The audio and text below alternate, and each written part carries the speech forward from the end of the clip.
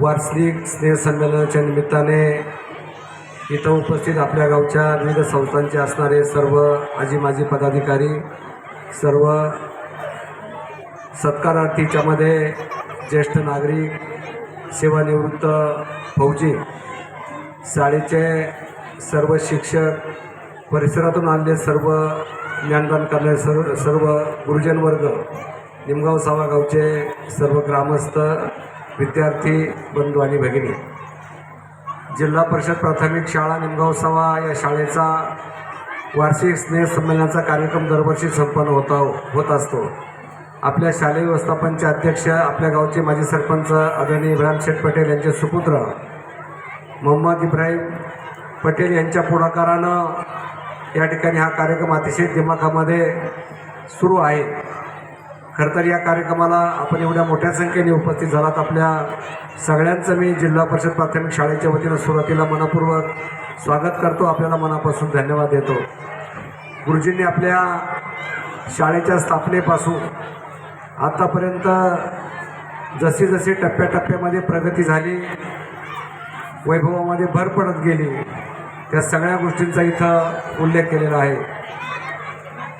डिसेंबर 1925मध्ये आपल्या शाळेला सुरुवात झाली आणि शाळेच्या स्थापनेला जवळपास 100 वर्ष म्हणजे शताब्दी त्या ठिकाणी पूर्ण झाली.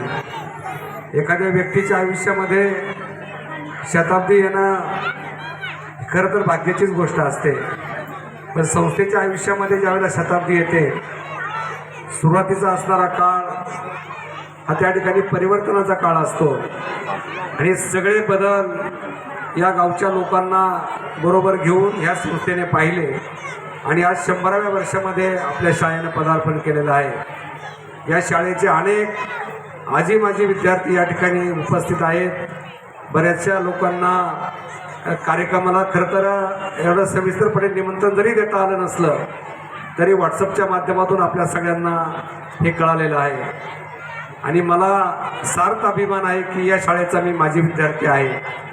ज्या शाळेमध्ये आपण शिकलो, बागडलो, खेळलो, गुरुजनांनी आपल्यावर संस्कार केले आणि त्या संस्काराची शिदोरी घेऊन सार्वजनिक जीवनामध्ये काम करत असताना ज्या उंचीपर्यंत त्या ठिकाणी मला जाता आलं, याचं खरंच श्रेय या शाळेला या ठिकाणी दिलं तर चुकीचं ठरणार नाही. त्यावेळेला आम्हाला मिटकरी गुरुजी होते, मौलवी गुरुजी होते, थोरात गुरुजी होते, रसाळ गुरुजी होते आणि त्यावेळेला आपल्या गावचे माजी सरपंच स्वर्गीय बबनदादा भालेराव यांचं रेस्टिंग दुकान इथं बाजूला असायचं. आणि ज्यावेळेला शाळेमध्ये ज्यावेळेला आज जशी सगळी प्रमुख मंडळी या ठिकाणी आलेली आहेत, सरपंच, शालेय व्यवस्थापन किंवा आपल्या गावाचे सर्व संस्थांचे सर्व आजी माजी पदाधिकारी आज इथं आलेले आहेत आणि ते शाळेला कुठल्या गोष्टीची कमतरता आहे, काय गोष्ट कमी आहे ते त्या ठिकाणी पुरवण्याचं काम करतात. आणि मला आठवतंय स्वर्गीय बबनदादा भालेराव यांचं दुकान इथं रेस्टिंग दुकान शेजारी होतं. शाळेला कुठल्याही गोष्टीची गरज पडली तर गुरुजींनी त्या ठिकाणी दादांकडे जायचं. दादा त्यावेळेला सरपंच पण होते आधीच्या काळामध्ये. दादांकडे जायचं, दादांनी शाळेला जे काही कमी असेल ते त्या ठिकाणी ग्रामस्थांच्या माध्यमातून पुरवायचं. मोठं योगदान त्या कुटुंबाला सुद्धा आपल्या शाळेसाठी त्या ठिकाणी राहिलेलं आहे. विशेष उल्लेख करावा लागेल की पठाडी मळ्यामध्ये असलेले बाळकृष्ण रानू घोडे, सकाराम रानू घोडे आणि त्यांचे सर्व कुटुंबीय यांची बाजूला जी जागा आहे आणि त्यांची वाडगी या ठिकाणी असायची. त्यावेळेला ज्यावेळेला सुरुवातीला शाळा आपली मंदिरामध्ये चावडीमध्ये भरायची आणि लोकल बोर्डाने निर्णय घेतला की शाळेची इमारत बांधायची, त्यावेळेला जागा नव्हती, तर घोडे परिवाराने ही मोठी जागा त्या काळामध्ये वाडग्यांची जागा आपल्या शाळेला उपलब्ध करून दिली. आणि मग जिल्हा लोकल बोर्डाने 1952मध्ये 6 खोल्यांची भव्य दिव्य अशी इमारत त्या ठिकाणी उभारली. जीवन शिक्षण मंदिर हे त्याच्या शाळेला त्यावेळेचं नाव होतं आणि तिच्या भिंतीवरती सन 1952 असा सुद्धा उल्लेख त्या ठिकाणी आपण सगळ्यांनी पाहिला. शाळेनं आपल्याला भरपूर दिलेलं आहे. शाळेमधून शिक्षण घेऊन गेल्याच्या नंतर आपल्या गावामधील अनेक लोक जी वेगवेगळ्या क्षेत्रामध्ये त्या ठिकाणी त्यांनी उत्तुंग कामगिरी करून दाखवली. पण माझं मत असं आहे, शाळेने आपल्याला भरभरून दिलं, पण शाळेसाठी आपण काय दिलं याचं सुद्धा आत्मचिंतन करण्याची त्या ठिकाणी गरज आहे. शाळेला 100 वर्ष शाळेला पूर्ण होतात आणि हा शताब्दी सोहळा आपल्याला पुढच्या वर्षामध्ये या शाळेमध्ये गावामध्ये मोठ्या प्रमाणात भव्य दिव्य स्वरूपामध्ये संपन्न करायचं आहे। पहिल्या टप्प्यामध्ये आपल्या माजी विद्यार्थ्यांची एक सभा या ठिकाणी बोलावली जाईल। त्या सभेला किमान 200-300 माजी विद्यार्थी किमान उपस्थित राहतील अशी त्या ठिकाणी अपेक्षा आहे। आणि या उपस्थितीमधून एक माजी विद्यार्थ्यांची समिती स्थापन करायची आणि त्या समितीच्या माध्यमातून वर्षभर आपल्या गावामध्ये या शाळेसाठी वेगवेगळ्या प्रकारचे उपक्रम त्या ठिकाणी राबवायचे। त्याच्यामध्ये शाळेमध्ये ज्या व्यक्तिमत्वाने पहिला प्रवेश घेतलेला आहे नामदेव राणूजी गाडगे, त्यांच्या कुटुंबामध्ये त्या ठिकाणी शोध घेऊन त्या व्यक्तिमत्वानं पहिली शाळेमध्ये प्रवेश घेतला, त्यांच्या कुटुंबाने या ठिकाणी बोलून त्यांना सन्मानित करायचं।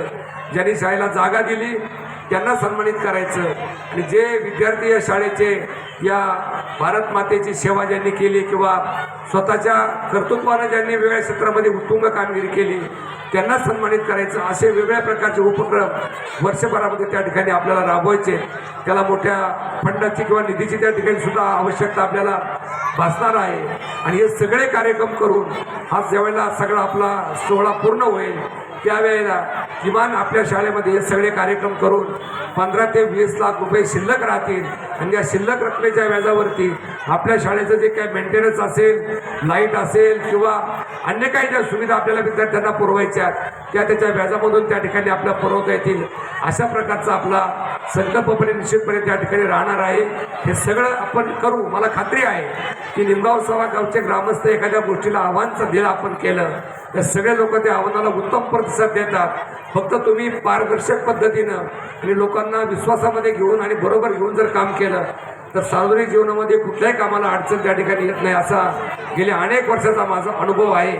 गुरुजींनी सुद्धा या ठिकाणी उल्लेख केला, जुन्नर तालुक्याच्या पूर्व भागामध्ये एक महत्त्वाची बाजारपेठ आपली जी निमगाव सभाची निर्माण झाली असा विश्वास या ठिकाणी मी आपल्याला सर्वांना देतो।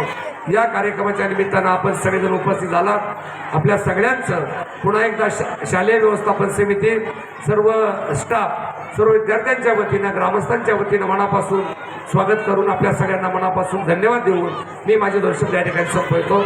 जय हिंद, जय महाराष्ट्र।